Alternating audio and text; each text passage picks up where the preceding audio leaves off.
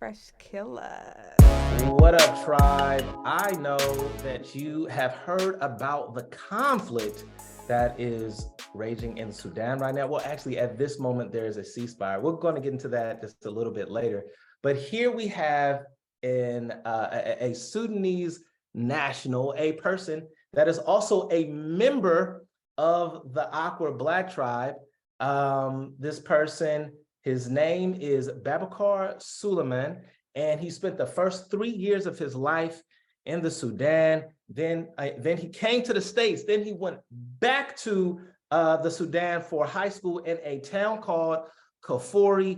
He now works with a nonprofit organization called Handasiyu, which oversees Sudanese engineers, and he also works for another nonprofit called, what's the other one called? Work with the kids. Sudan Next Gen. He works with Sudan Next Gen, and he's working with the kids in Sudan. So he goes back and forth a few times a year. He is an engineer, a brilliant person who I know personally above everything else. He's really good at Mario Kart.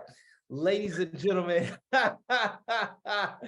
when he was in the Bay, we hung out at Dave and Buster's, man. So, ladies and gentlemen, please welcome Mr. Babakar Suleiman, who is going to tell us about what's really going on in the Sudan. So, what up, brother? Man, glad you came, man. How you feeling, man?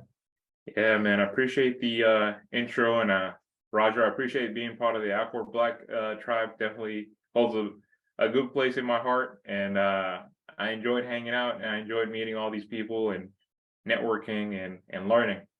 Yeah, for sure, bro. Like we appreciated having you, man, and all your many talents. You're like a photographer as well, man. Brothers, he's got a lot going on, bro. So, but we want to talk about something really serious, and it is the conflict happening in the Sudan. And I wanted to bring you on because I feel like what's being reported is, well, it's being reported through an American lens, and then also something happening on the continent of Africa. And we can talk about um, how things that happen on the continent, conflicts that happen on the continent are covered versus how continents in other parts of the world are covered.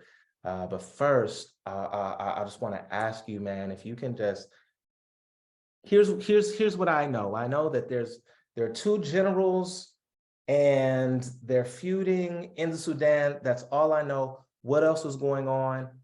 What brought us to this place?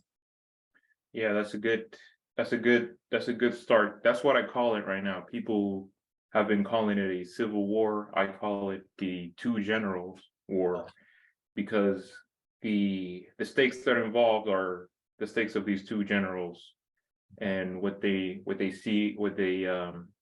to seek. It's kind of like you kind of have a country with two leaders or two people that want to have the same status of leadership. Mhm. And if you go back to, you gotta to tell you about the two generals, you got to go back to the history of the rapid suppress force. Now, you guys obviously know this conflict that happened 13 days ago started between a clash between the Sudanese armed forces and the Rapid Suppress Force, RSF. Mhm. Now, if you mostly the world was aware of Darfur in 2003 when the massacre happened, and it was that was the born of something called the Janjaweed, which is a tribe in Darfur. And really quickly, just kind of go over for those that don't know exactly what happened in Darfur, really briefly. So back in 2003, in Darfur, this was definitely before we had Twitter and we had, YouTube and Facebook and all that media coverage.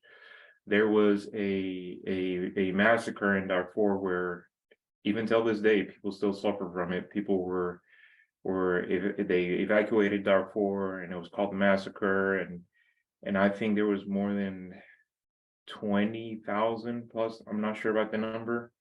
people that have been killed in there, and then there's hundreds of thousands of people that were refugees since that day. And even that year, 2003, Darfur was never the same again. And you hear about Darfur in a lot of lines. People, when they talk about Sudan, they know what Darfur is, and they don't know what, for example, Khartoum, the capital, is, because it had the most exposure. So the Janjaweed, what we want to take out from here is 2003. There was a massacre in Darfur. Tribal war started, or the main key, and it was the Janjaweed. Now those forces, if you guys remember, the dictator for Sudan for 30 years was Omar al-Bashir. What he did was he took those tribal forces and he gave them guns, resources, and a title. And the title that he gave those resources, that Janjaweed tribe, was the Rapid Suppressed Force. Now, there's a really good documentary on Netflix called The Dictator Playbook. And in it, so when Omar al-Bashir did that, if a dictator wants to stay in power, he has to have authorities on the army.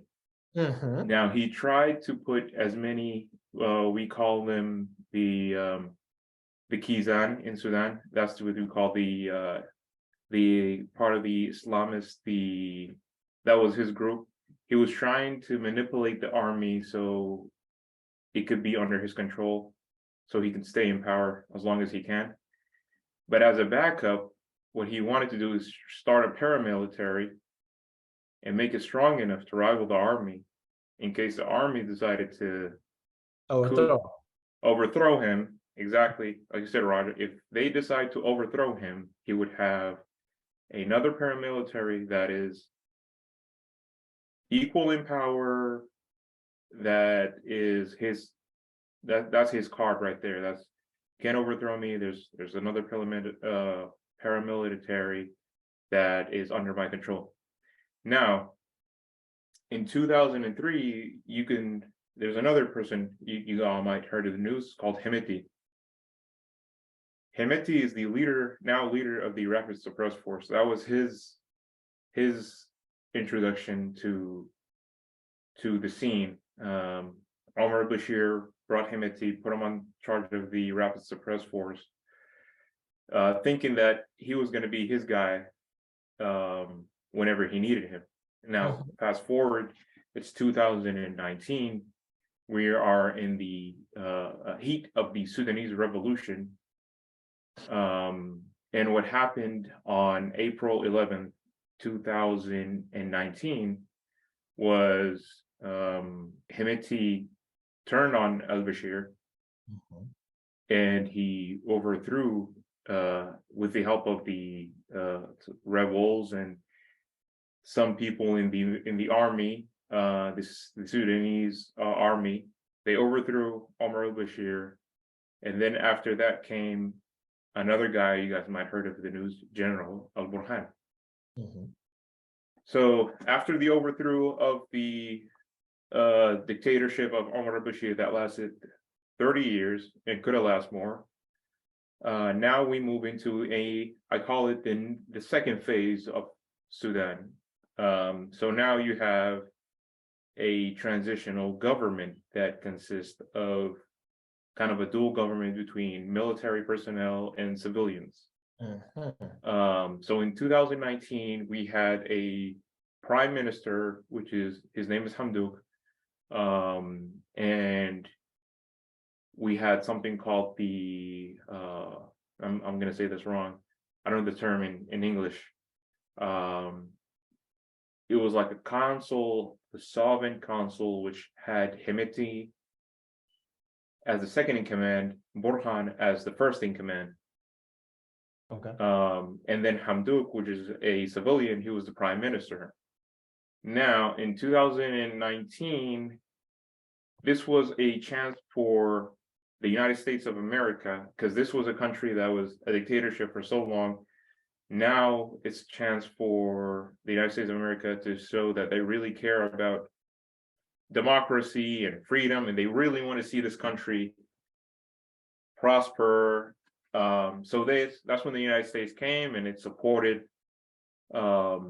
You know how the U.S. supports it. You want to say something? I'll open the floor here. Thank you. Thank you. Yo, what does the Sudan have that the United States wants? Because it's never like because we care about democracy, because we love you people. There's always something. So what is there that the United Exactly. So during the 30 years of I'll start about resources. So Sudan was sanctioned for 30 years. Sanctions was on everything produced out of Sudan except for one thing, which was Arabic gum. Sudan is the largest producer of Arabic gum in the world. And if you don't know Arabic gum, we use it in the tires we drive. Pharma in general would not function without Arabic gum, because the components in that is used in so many drugs.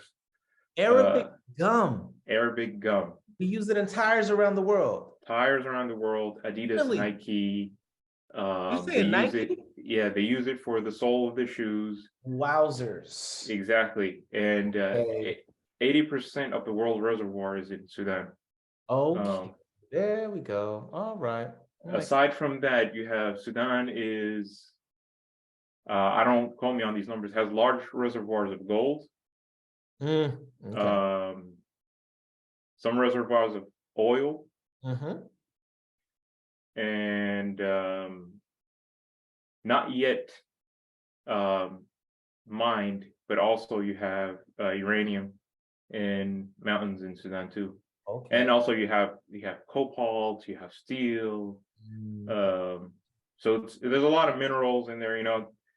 I'm pretty sure you heard of how Western world uses Africa to facilitate many things, like the phones we use, the technology we have today.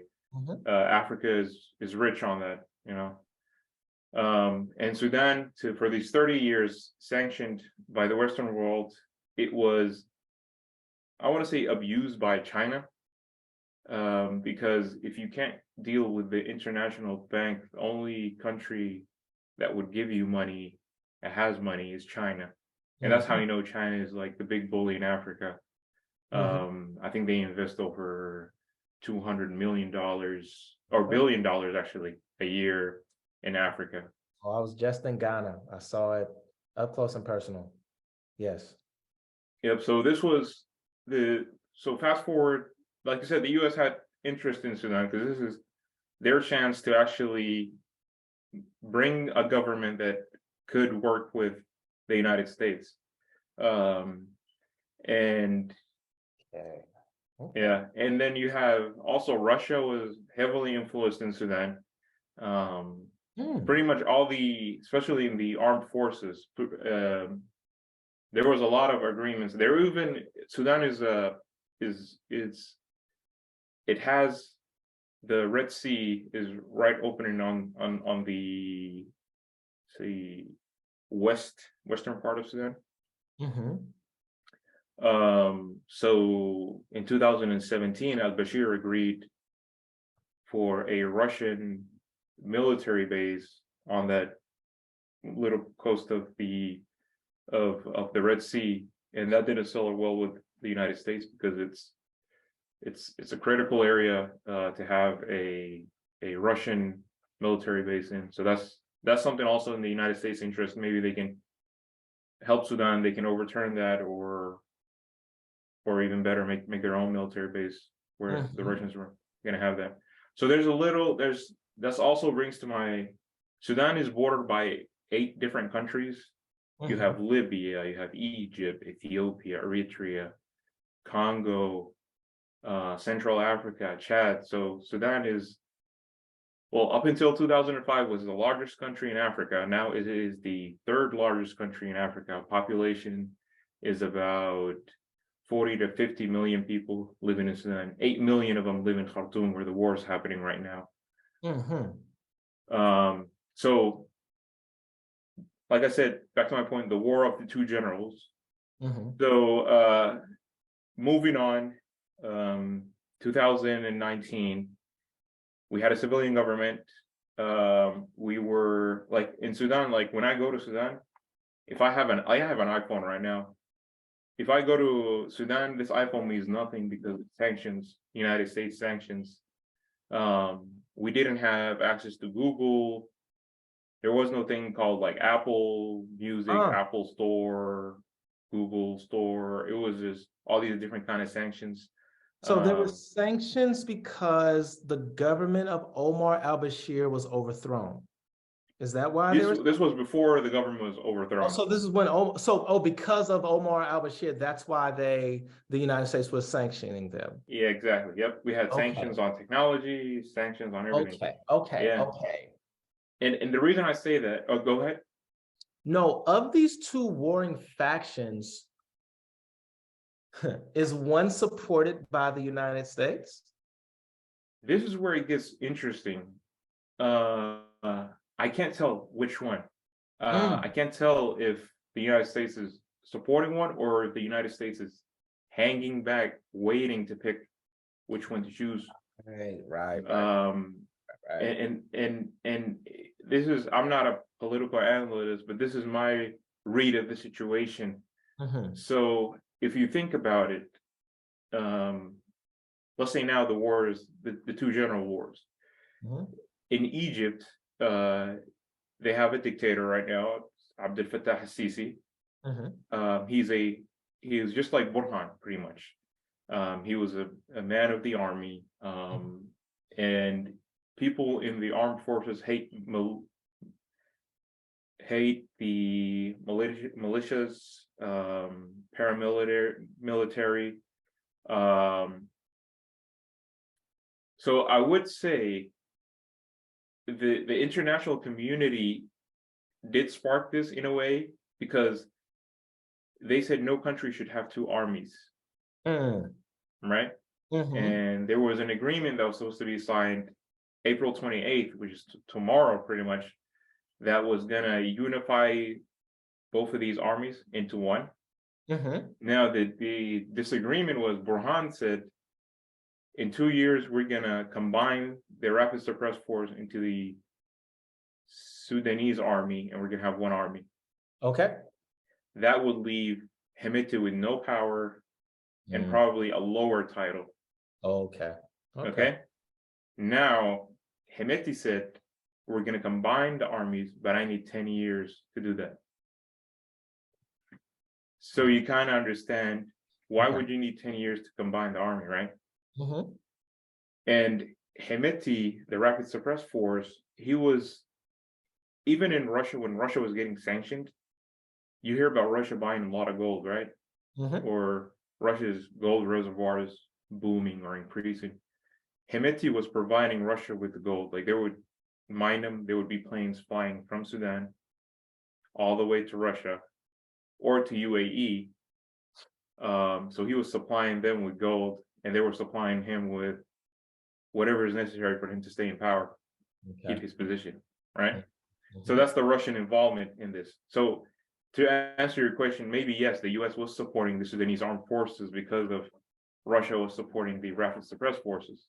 Mhm. That's just my theory. Uh-huh. It sounds like a pretty solid one to me. And no, go ahead. What's that? Yeah. So I'm just gonna go now into when it happened. Yeah. Okay. So did anybody see this happening? Yes or no? Yes and no, actually, because so it happened 13 days ago. I do remember large forces coming from Darfur, which were Hemeti's forces. They came into Khartoum a week before, but the purpose was they were getting some kind of military training. Mm-hmm. So nobody, it was suspicious, but it wasn't really suspicious. And now, last time I went to Sudan, um, one thing that stood out was there was a lot of people, there was a lot of armed forces around. Like you would see people wearing uniform with their Kalashnikovs walking around. civilians, Mm-hmm. and they had different kind of military uniforms. So the army, the rapid suppress force, has this kind of like light brownish uniform, and the army has this, what do you think an army of in the movies, the the patchy Okay. kind of green, yeah, that kind of uniform, Camouflage or whatever. camouflage uniform. Mhm. So 13 days ago, it was Ramadan, Sudan's mostly Muslim, and then in the month of Ramadan, you fast for 30 days, but also spiritually, you're not even supposed to cut a branch from a tree, kind of things. Like, you're supposed to be your best self Mhm. during that month. So we wake up, it's the 27th night of Ramadan, and we hear that the rapid suppress force tried to, or actually, they bombed the airport. Mhm. They went to what we call the Qiyada Amma, and that is the military leadership. It's kind of like the Pentagon.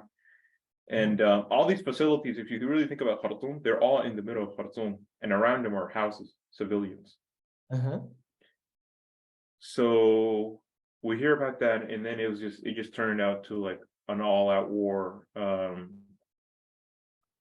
In a city called Merowe, which is 3 hours away from Khartoum, there's a military base that had aircrafts. Hemeti was trying to target that because that's the one thing that Hemeti doesn't have. It doesn't have planes. Mm. He has anything else but that. So the war started at that point, and civilians were caught in the middle of this because they have no stake in it. That's why I can't call it a civil war, because I don't think any of the civilians really are supporting Okay. either or either. Right. When I go out, I remember when Burhan did his coup. Burhan did a coup, by the way, in October of 2021. Uh-huh. He did a coup and he overthrew the government that came after al-Bashir, civilian government. And he was sitting on power for all that time in Okay. hopes of, he always promised that he was going to create a civilian government and then hand power to them. Mhm. All right. So when I was there in 2021, actually, I was there in January also. We were protesting because people didn't never stop protesting. And it was kind of like we were getting tear gassed and chased by both the rapid suppress force and the army. So Mm. we never thought that these two would fight each other at some point. Mm. Okay. Uh, What exactly were you protesting when you were there? so in 2019, we had a civilian government. And I remember when I went to Sudan in 2019, I was part of a group called the Youth for Sudan. And we Uh-huh. did workshops at the University of Khartoum and the University of Zaim and Asadi. There are two major universities. And we did other humanitarian work. That was the best time to be in Sudan, honestly, for me, because Mm. there was even a Dreamville concert in Sudan. Yeah, Did did Boz he was there. did what? Wait. Yeah, it was a lit time to be in Sudan. What you call what's dream? J. Cole came to Sudan? Yeah, his manager Eve came. Boz was there, and then a few other artists. They were all there. J. Cole didn't show up, but a few Okay. other artists showed up. Okay. And yeah, it was nice, man. It was $17. I got VIP tickets. $17. It ain't Yeah, gonna happen out here, man. nah, ain't gonna happen over Let here. me let me let me let me let me just pause right there for a second, because you obviously, like, you love your country, have all these very, very fond memories. How is all of this strife and all of this unrest impacting you as a person, knowing that you're across the world now, you're in the States?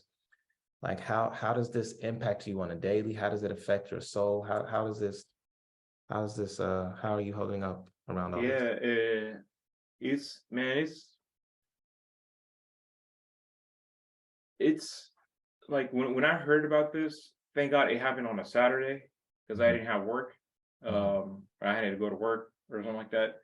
So I was just first thing check out on family, because usually when this stuff happens they cut the internet. And when they cut the internet, usually you lose access to checking on everybody. So that's what I did. I was hitting up the group chats, like, hey, how are you guys doing? You guys know this happened.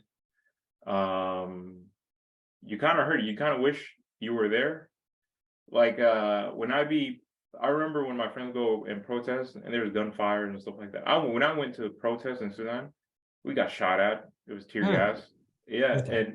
I didn't feel the stress I was feeling here in the United States because like when you're in the, I feel like when I was in the middle of it, I was like, I know, okay, these are all my friends. I see them in front of me. We're all safe. But then when I'm here and my friends are out there, and then I'm thinking about, okay, well, what if one of them got hurt? You know, like Mm. what's gonna happen? Mhm.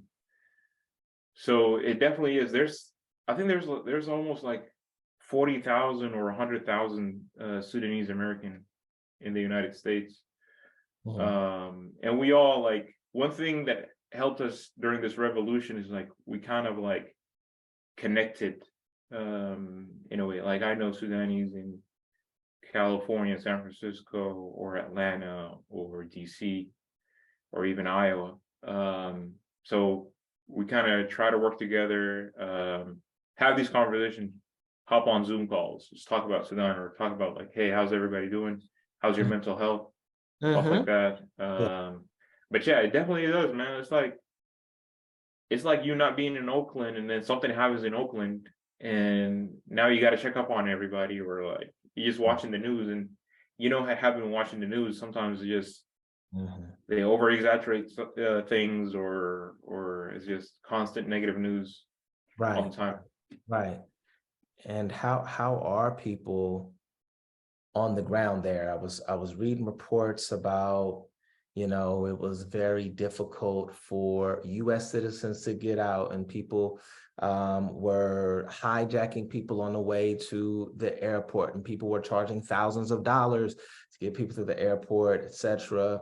So I want to know, not just if you could speak to, not just for United States citizens that may still be there or were trying to get out, but just on the ground, period. You said it's not really a civilian war, but it's like these two armies colliding. Um, are people extremely afraid? Or like what's going on? What's the general atmosphere? What's the general feel of people on the ground there in the Sudan? um I would say if I had to rank it from 1 to 10, 10 being like people are very scared, I would say before today I would give it a 10. The Okay. situation is as bad as you can think about it. People were without power for 13 days. Okay. People are without water for 13 days. Mm, The airport has been bombed. mm, No way to escape except if you go to Egypt, which is a 15-hour, maybe 16-hour bus ride. mm, And even in that bus ride, there's multiple checkpoints that have rapid suppress that has the rapid suppress force officers on those roads. So you never know. You might get shot at. You might not make it. Even if you make it to Egypt, there's not a certain way that the border is going to be open and you're going to be inside. And even the bus ticket to Egypt, like if you really think about it, Sudani people, like average person makes like $3 a month, something like that. If you really think about it, it's a poorer African country, I'll say, or a developing African country. Now the bus ride to Egypt, it should be like 60, 80 $80 to go to Egypt. Right now, last time I checked, it was $800 to go to get a seat on a 40 or 30 people bus to go to Egypt. Now that's for most of the population almost impossible. Imagine if you had a wife and 3 kids or something like that. Like, yeah, that's very expensive. Now the ways out of Sudan. Now, right now, what we're doing, we as the diaspora and the something called the committees. These are people from the neighborhoods trying to evacuate people from the danger zones. So we're trying to just facilitate, help people. This is what NGOs or the government should be doing. not us, but we're trying to help people find the safest routes outside of Khartoum, uh, telling them in advance what kind of paperwork they need to have before they get to the checkpoints. Right now, you can go to Port Sudan, which is another 14-hour bus ride to the coast, or you can go to Egypt, which is a 15 to 16-hour ride north, or you can go to Ethiopia, which is I don't know how much that maybe take you like a day or maybe two to get there. The goal right now is to get casualties to a minimum, and that's by taking them outside of the war zones. We have lost about 303 people so far. 60% of hospitals are out of order, and only 16% are barely functioning. I know people that need dialysis machines, that need, they have diabetes, they need certain type of care. Those people are very vulnerable, and some of them died just because they're out there without access to their usual medication, or their needs are not met. I always like think about, like, I feel like war happens and then it ends with generals agreeing on something, and then the real casualties, civilians. So right now, I don't think this war is going to end anytime soon. It's my personal opinion. That's why we're focused right now on taking people outside of the capital and somewhere safe. And even in Darfur right now, like today I heard Niala and all these cities in Darfur, they had a hard hit also. And a lot of them evacuated to Chad and Central Africa.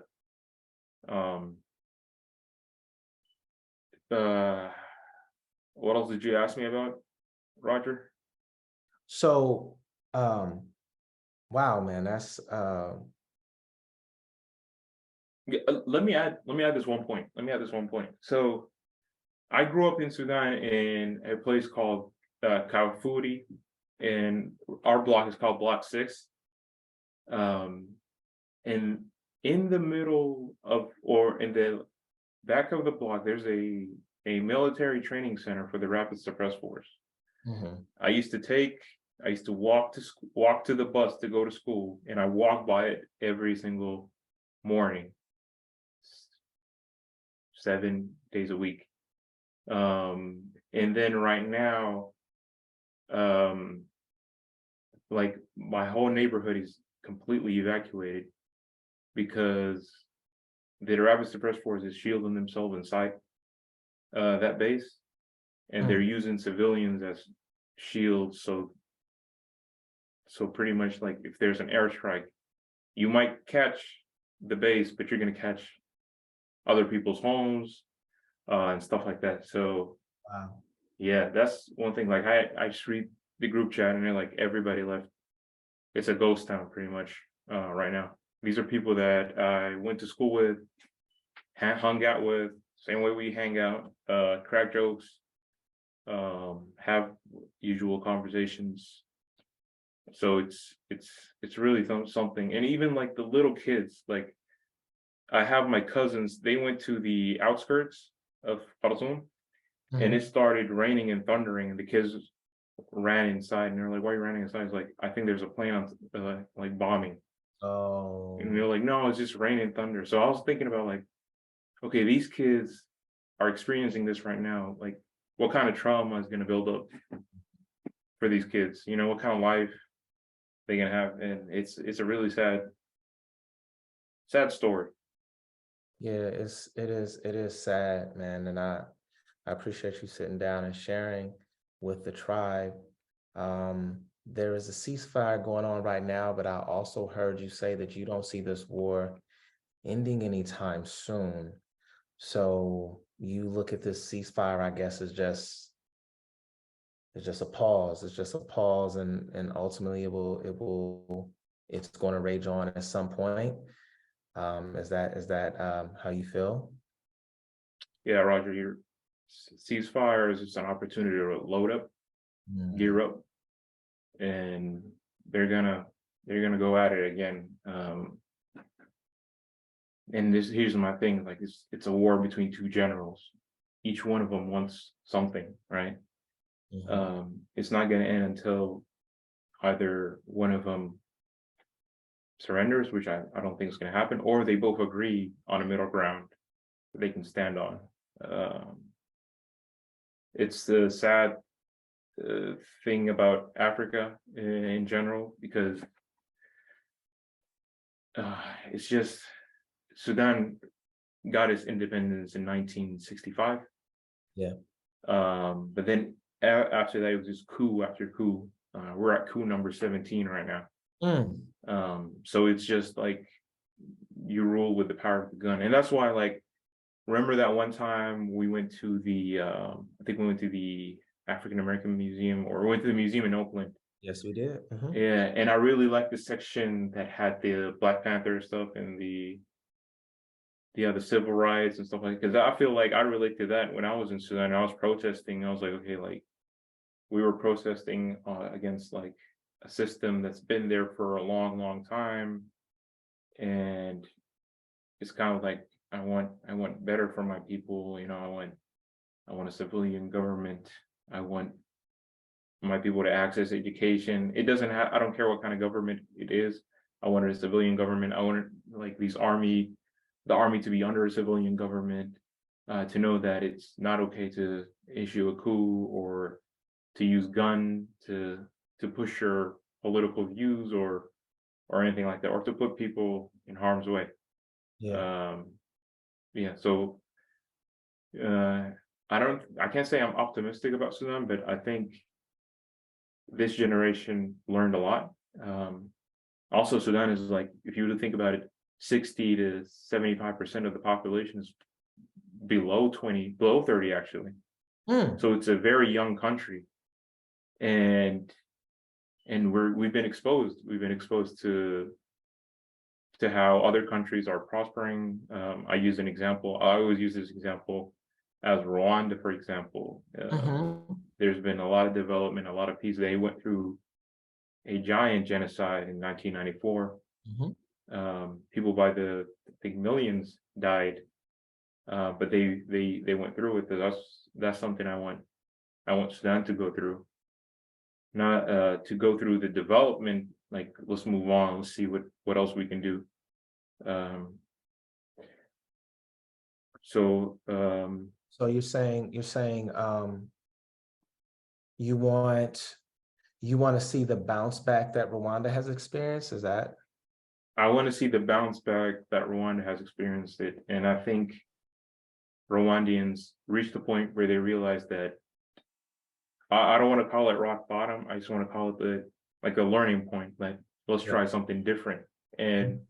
I'm happy they tried what they tried worked out. It worked out great. So Okay. here's another thing that I think it's why these.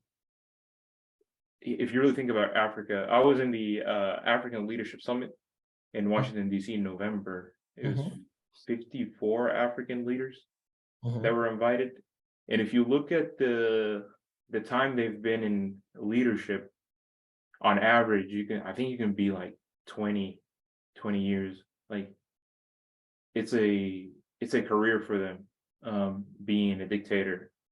And it shouldn't be like that. You know, it should be a guy holding the torch, handed it to another person, trying to do your best in whatever that time frame you have to better the country, as much as you can, especially in Africa. I feel like Africans, we have so much to offer to the world. Mhm. But I feel like um, it's kind of like a club where all these dictators want each other to stay in power.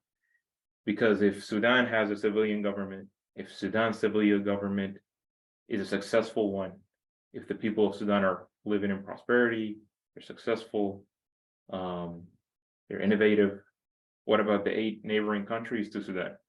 What are their people going to do? Mhm. Would they want to revolt? Would they want a civilian government?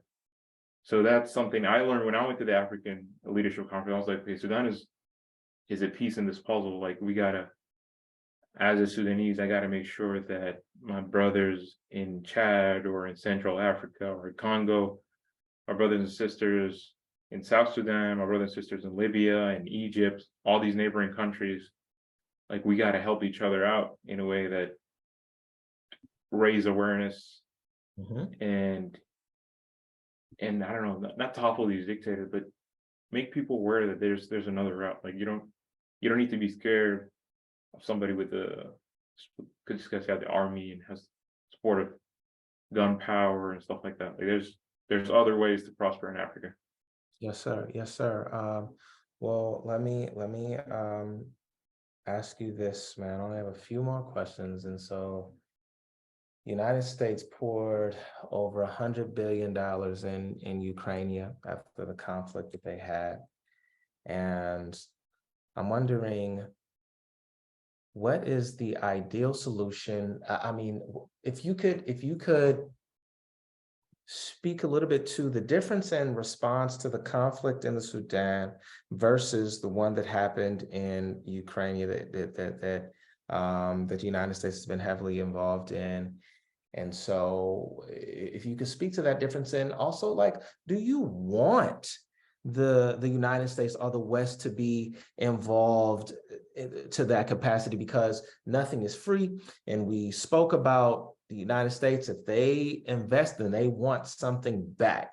So I'm like, are you leery of a possible strong Western involvement in this conflict? Or do you think that that is an adequate means to end the solution, to end this tension? It's a good question. And when the war starts, I feel like me and my friends and the people that are working, we just focus so much on evacuating people from these zones. We're not used to getting help, especially from Western countries. But time out. You said you and your friends were focusing on evacuating people from these zones? Yeah, like How? Like, using so we try to inform. So there's a Sudanese diaspora groups, and one thing that's good that happened is when we were revolting against al-Bashir regime, we kind of created these interconnected groups, and we kind of know how to move communities, disseminate information, and so we help okay, people. Yeah, so basically basic stuff. We can be like, okay, how many people are in this area? This much. Okay, we need a bus that can hold these people. Make sure you have all your documents. bro, Uh, you're ordering buses from the States to your people in the Sudan. exactly. Yeah. Wow. Wow. Uh, exactly. Yep. Make sure people make it to the other side. Um, even like aside from aid like Ukraine, like if you ask a U.S. official how many Sudani Americans are in Sudan, they won't give you the numbers. Now they evacuated the Americans. Hmm. Those people have been evacuated, but people with dual citizenship. Mhm. I know one of my friends that he had to, on his own dime, go to Egypt, and then from Egypt show that proof that he has a dual citizenship. They made him cross the border, and he's going to be on a plane, a military plane to DC, Wow. hopefully this weekend. Wow. Yeah, but Wow. coming back to your question, Ukraine, Sudan, I don't want to say, but we're African, we're black. Um, Of course. I don't think any one of my people has blue eyes, blonde hair. Mhm. So it's different. It's a different situation, Mm. and we're used to it. Okay. Okay. Okay. I got you. So, if you could speak directly to the civilians, to the people in the Sudan on the ground, what message would you give them? We've been through a lot. It's been 4 years plus, um, and all we wanted was a civilian government. These are hard times, definitely the hardest that we have faced since we started. Um, demanding for a civilian government. I am confident that there won't be another dictator ruling Sudan because of the resiliency of the people and what we've learned and developed so far. We need to first make sure everybody's evacuated, everybody's safe. And right after that, put all our efforts in stopping this war, because nobody's going to stop it but us. This is not a civil war. This is a war between two generals and their own interest. We have no stake in this war. We didn't ask for it, and we did not see it coming. Once this war is over, Sudan will be that beacon of light for Africa. We're going to prove that you can have a civilian government and you can run a country and people can be prosperous. And I want to see that I want to say all, but I want to see that in most African countries. Because like I said, Africa is the oldest, youngest continent. We have so much to offer for the world. We just need that shot. We need that chance. And it's unfortunate that it's 2023 and we're still trying to get through these hurdles, but there's so much potential on a macro level. There's so much potential out there. And I'm looking forward to, if I don't see it, I'm willing to just help out the next generations and hopefully they can see it. Such a convoluted situation here. Providing us with insight is the brilliant Babacar Suleiman. Thank you so much for your time, sir. All right. Thank you, Awkward Black Tribe.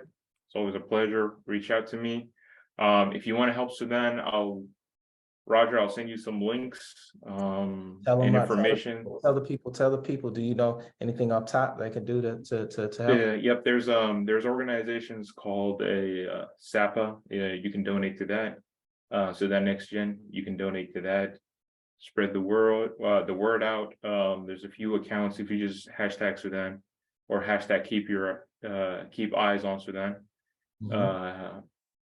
you can find information on Sudan and just educate yourself and share the word out. Your help is appreciated for sure. And hopefully there'll be a time where US Black people can actually come in and visit Sudan and actually see the Nubian culture. So definitely looking forward to that. Man, our hearts, love, and prayers go with the people of the Sudan. Thank you so much, Babacar. And thank you so much, Tribe. Peace, Tribe. And another one.